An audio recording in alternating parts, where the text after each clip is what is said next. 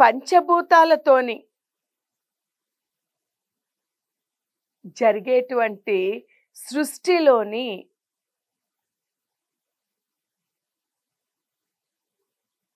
కళ లేనిదే చైతన్యం లేదు అంటారు. అలాగే సృష్టిలోని జీవకళకు కారణం నీవు, ఆ కళ అనేదే నీవు, జీవం నీవు, జీవ కళ నీవు, అలాగే ప్రాణశక్తివి కూడా నీవే కదా తల్లి, అంతా నీవే కదా. అలాగే ఇంకొక ధర్మ సందేహం ఏంటంటే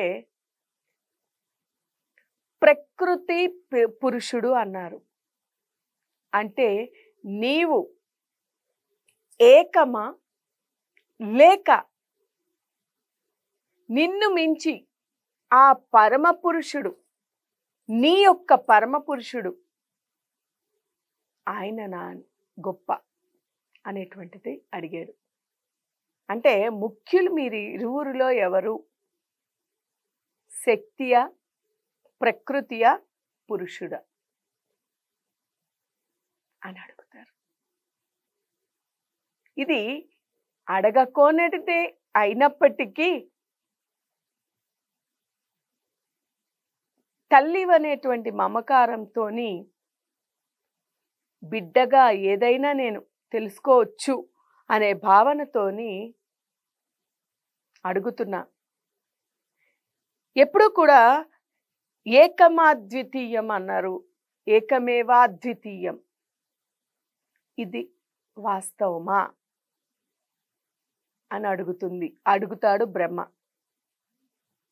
తక్షణమే ఆ జగన్మాత చిరు మందహాసము చేస్తూ బ్రహ్మ, వేదాలు చెప్పినది నిజమే. వేదవాక్కు, వేద భాష ఎప్పుడూ కూడా వమ్ము కాదు, వేదము వాస్తవముగానే ఉంటుంది. అది వాస్తవం. వేదం ఏకమేవా ద్వితీయం బ్రహ్మ అనేది వాస్తవం.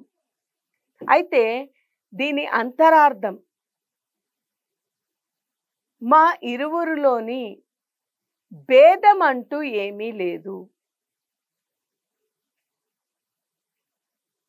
వారే నేను, నేనే వారు. వారిలోని శక్తిని నేను, వారే నేను అని చెప్తుంది. మా ఇద్దరిలోని ఉన్నది ఒక స్వల్పమైనటువంటి భేదం. ఉన్నది ఒకటే బ్రహ్మము, ఉన్నది ఒకటే బ్రహ్మం. బ్రహ్మం ఒకటే. మరి బ్రహ్మం ఒకటే అయినప్పుడు, ఉన్నది ఒకటే అయినప్పుడు ఇంక ఈ భేదం ఏమిటి? ఉన్నది బ్రహ్మమే, వేరే వస్తువు ఏమీ లేదు. మళ్ళీ అక్కడ ఆ తల్లి కాని అని చెప్పింది. ఏంటది? బ్రహ్మస్వరూపము. అంటే ఆ బ్రహ్మము యొక్క స్వరూపం, అంటే ఆ చైతన్య స్వరూపం. బ్రహ్మం ఎక్కడో లేడు. రమణ మహర్షుల వారు కానివ్వండి, మహానుభావులు ఎంతోమంది, ఎందరో మహానుభావులు, ఎందరో మునీశ్వరులు, సాధు పుంగవులు ఎంతగానో సాధన చేసి చేసి చేసి బ్రహ్మం ఒక్కటే అనేటువంటి విషయాన్ని కూడా తెలుసుకున్నారు. ఎక్కడున్నది ఆ బ్రహ్మం? అంతటా ఉన్నది. ఆ యొక్క బ్రహ్మము లేనిదే, ఆ యొక్క చైతన్యం లేనిదే, ఆ శక్తి లేనిదే ఈ జీవమే లేదు. శక్తికి,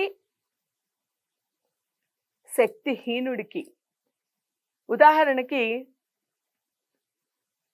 మనము కనుక శక్తి కలిగి ఉండేటువంటి ఒక వ్యక్తిని, శక్తి లేనటువంటి ఒక వ్యక్తిని తీసుకున్నట్టయితే, అంటే మంచి ఆరోగ్యవంతుడు, జ్ఞానవంతుడైనటువంటి ఒక వ్యక్తిని అనారోగ్యంగా ఉంటూ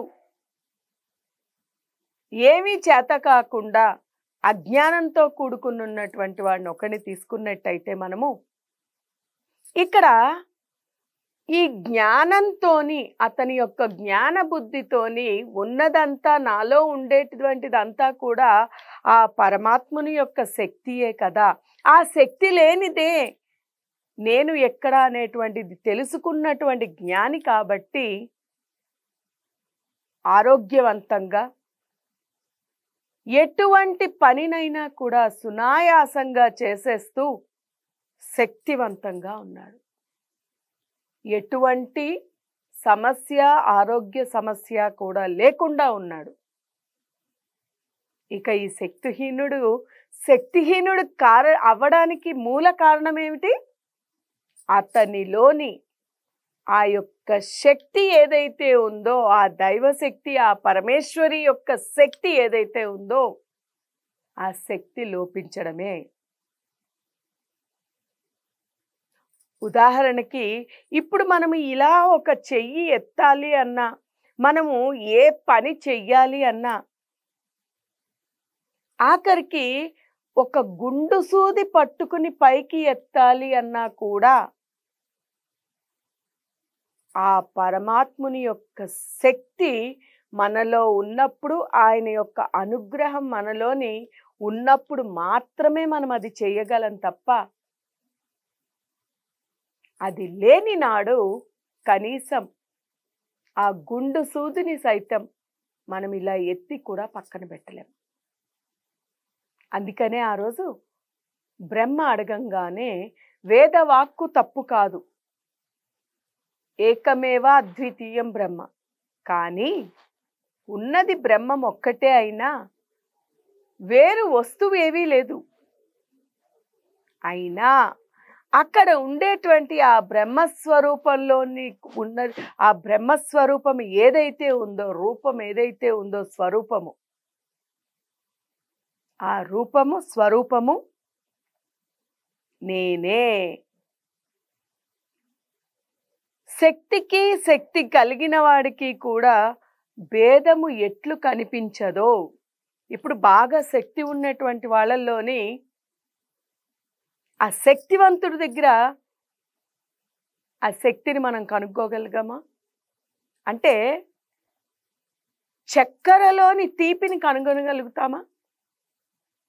దాంట్లోని ఉండేటువంటిది సూక్ష్మమైనటువంటి భేదం. ఇది భావ పరంపరకు వస్తుంది. బెల్లము తీపిగా ఉంది అని చెప్పగలుగుతాం, కానీ తీపి ఎలా ఉంది అనేది చెప్పగలుగుతామా? చెప్పలేం. ఈ సూక్ష్మమైనటువంటి భేదము ఏదైతే ఉందో, ఆ భేదాన్ని గ్రహించినటువంటి వాడే జ్ఞాని, నన్ను తెలుసుకోగలడు అని చెప్పింది ఆ తల్లి. చూసారా ఎంతటి అర్థం పరమార్థం ఉందో. అంటే బ్రహ్మ మొత్తం తన యొక్క తత్వాన్ని తెలియపరుచుకున్నాడు. భేదము అనేటువంటిది చాలా స్వల్పమైనటువంటిది, కానీ అది తెలియనంతసేపు కనిపించే ఈ జగత్తంతానే శాశ్వతము. కానీ ఈ కంటికి కనిపిస్తూ రూపాలుగా కనిపిస్తున్నటువంటి ఏవేవైతే ఉన్నాయో అదంతా కూడా నశించిపోయేటంటివే, అంటే శాశ్వతం కానటువంటివే, అశాశ్వతమైనటువంటివే. శాశ్వతమైనటువంటిది ఒక్కటే, అది నేనే, అదే ఆ బ్రహ్మము. అది కంటికి కనిపించనటువంటిది, అన్నిటికీ అతీతమైనటువంటి శక్తి అని బ్రహ్మకి తత్వబోధ చేసింది ఆ తల్లి. జగత్తంతా కూడా నా శక్తితోనే కూడుకుని ఉంది. భూమిలోని నా శక్తి లేనిదే అణువంతా కూడా మోయలేదు. అగ్నిలోని వేడిని నేనే, వాయువులోని వీచే శక్తిని నేనే, నీటిలోని రుచిని నేనే, అన్నీ నేనే.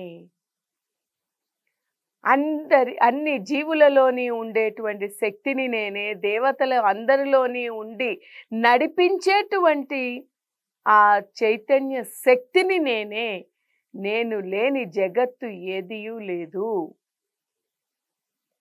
అనేటువంటి తత్వాన్ని బ్రహ్మకి సంపూర్ణంగా తెలియపరిచింది ఆ తల్లి. ఇది తెలుసుకున్నటువంటి వారు ఎప్పుడూ కూడా ఆ బ్రహ్మాన్ని తెలుసుకొని ఆ బ్రహ్మాన్ని చేరుకోవాలి అనేటువంటి భావన ప్రతి ఒక్కరికి వస్తుంది. ఈ తత్వబోధ ఎప్పుడైతే చేసిందో ఆనందభరితులైనటువంటి వీరందరూ కూడా ముగ్గురు కూడా ఆ జగన్మాత అంశలైనటువంటి కాళీ లక్ష్మీ సరస్వతులని ముగ్గురు కూడా శివ విష్ణు బ్రహ్మ ముగ్గురిని స్వీకరించి వారి వారి కార్యములని చేయమంటూ మీ కార్యాలు మీ స్థలాలకి వెళ్ళి బ్రహ్మలోకానికి, విష్ణువు వైకుంఠానికి, ఈశ్వరుడు కైలాసానికి వారి వారి విమానాలలోని అధిరోహించి వెళ్ళమని చెప్పి వారి పాలనని వాళ్ళు చేసుకుంటూ తనని మరువకుండా వారి వారి పనుల్ని వారు చేసుకోమని చెప్పి ఆ తల్లి వారిని పంపించి వేసింది. ఎప్పుడైతే వారు అక్కడ నుంచి ఆ తల్లి పాదాల నుంచి మళ్ళీ బయటకు వచ్చారో తక్షణమే మళ్ళీ స్త్రీలుగా మారినటువంటి బ్రహ్మ విష్ణు మహేశ్వరులు ముగ్గురు కూడా పురుష రూపాన్ని దాల్చారు. పురుష రూపాలని దాల్చిన తర్వాత వారికి ఇచ్చినటువంటి ఆ శక్తి స్వరూపిణులను, స్త్రీమూర్తులను చేపట్టి వెళ్ళిపోవడానికి సిద్ధపడ్డారు. అప్పుడు ఆ తల్లి ముగ్గురు కూడా నా అంశ అయినటువంటి వారిని, మీకు ప్రసాదించినటువంటి నా అంశలని ఎప్పుడూ కూడా బాధ పెట్టకండి, ఎప్పుడూ కూడా ఇబ్బంది పెట్టకండి. మీరు ఎప్పుడైతే వారిని ఇబ్బంది పెడతారో, మీరు వారిని బాధ పెడితే కనుక వారు మీ దగ్గర నిలవరు, వారిని బాధ పెడితే మీకు ఉనికి లేదు అని చెప్పి తల్లి చెప్పగానే ఈ యొక్క విమానాలని అధిరోహించి వారి వారి స్థానాలకు వెళ్ళిపోయారు. అంటే ఇక్కడ అర్థం ఏంటంటే ప్రతి స్త్రీ కూడా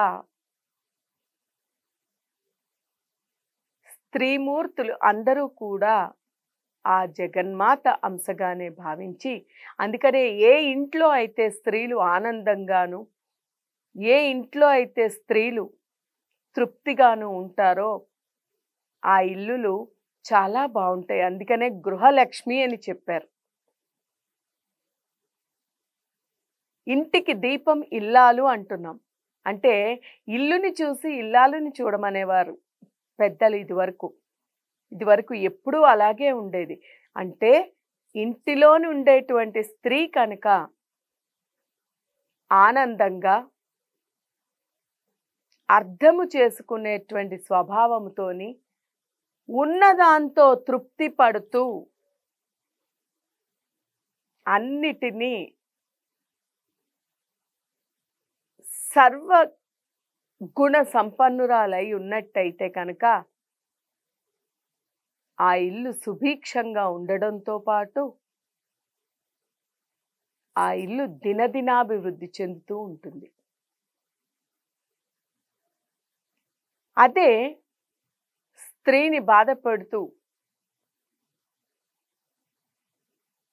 ఎప్పుడూ ఇబ్బంది పెడుతూ కంట తడి పెట్టిస్తూ ఉన్నట్టయితే ఆ ఇల్లులు ఎప్పటికీ కూడా ఎదగలేవు అనే విషయాన్ని తల్లి ఆ రోజే చెప్పింది. ఆనాడే బ్రహ్మ విష్ణు మహేశ్వరులకే ఆవిడ తెలియపరిచింది. కనుక మనందరం కూడా ఈ యొక్క అంతరార్థాన్ని తెలుసుకుని, మూల విషయాన్ని తెలుసుకుని, మనందరము కూడా పరమేశ్వరిని ఆ యొక్క అనుగ్రహాన్ని పొంది